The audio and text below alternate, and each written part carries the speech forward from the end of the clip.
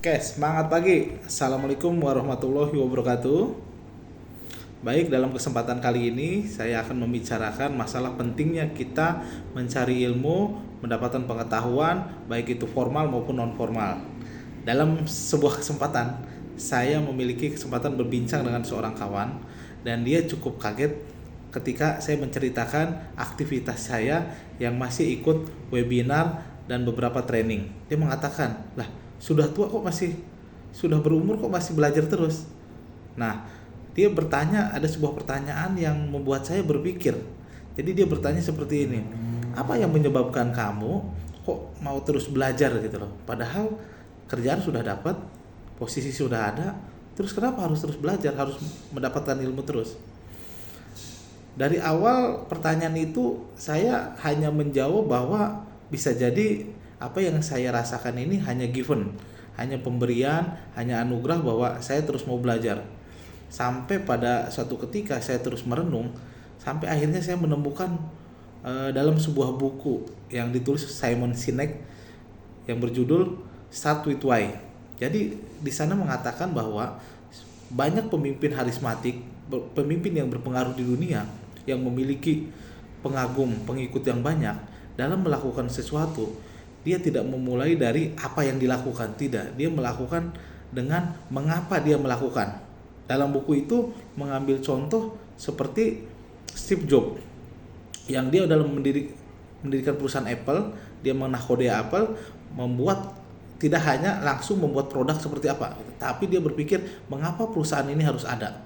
Nah, dalam proses mengapa inilah akhirnya Apple ini menerjemahkan bahwa Apple ini ada untuk menjadi perusahaan yang think different. Nah, dari mengapa itulah akhirnya diturunkan menjadi bagaimana untuk menjadi perusahaan think different itu dengan cara apa? Melawan status quo.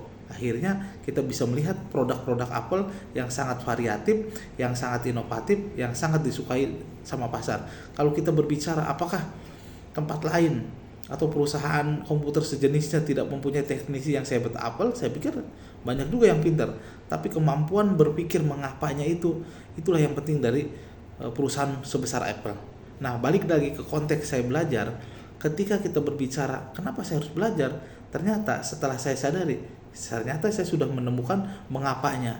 Nah, mengapa ini memang saya temukan dari zaman kuliah, yaitu saya sudah menasbihkan diri menjadi sosok pembelajar dan sedang bermimpi. Makanya dalam banyak kesempatan spirit untuk terus belajar itulah yang mendasari saya untuk ikut webinar, training, motivasi, dan lain-lain. Artinya ketika kita sudah menemukan mengapanya, ini akan menjadi dasar landasan kita. Nah, teman-teman, ketika ingin berubah, ingin mempunyai sesuatu aktivitas yang bermanfaat atau apapun itu, kita harus menemukan dulu mengapanya. Jadi kalau hanya melakukan apanya aja, itu tidak akan berlangsung lama, itu hanya akan berlangsung sebentar. Nah, kita berbicara pentingnya untuk belajar itu, bagaimana dikatakan bahwa dalam agama saya sendiri bahwa mengatakan bahwa orang yang berilmu dan beriman akan ditinggikan derajatnya beberapa tingkat, seperti itu. Belum lagi dalam buku Seven Habits juga ada 7 kebiasaan yang sangat bagus untuk pengembangan diri kita. Salah satunya yang terakhir adalah nomor 7, itu adalah asah gergaji, seven the show.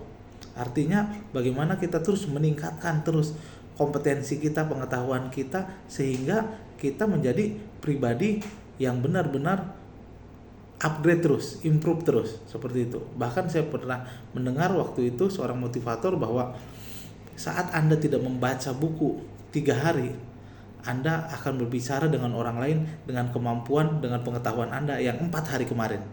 Itu betapa pentingnya kita setiap hari mengupdate ilmu pengetahuan yang kita miliki, sehingga ketika kita ketemu dengan orang lain, ketika ketemu dengan banyak orang, kita bisa menunjukkan kemampuan kita dan kita bisa mengikuti semuanya. Artinya ketika dari kalangan atas kita bisa mengikuti gaya bicaranya, ke yang biasa juga kita juga bisa mendalami bahasa mereka, sehingga kita menjadi pribadi yang menyenangkan, menjadi pribadi yang bisa menjadi rujukan buat orang lain.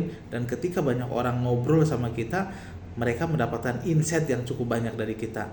Mungkin itu yang mendasari kenapa sampai saat ini saya masih terus belajar dan terus menuntut ilmu. Baik, terima kasih atas kesempatannya. Billahi taufik wal hidayah. Wassalamualaikum warahmatullahi wabarakatuh.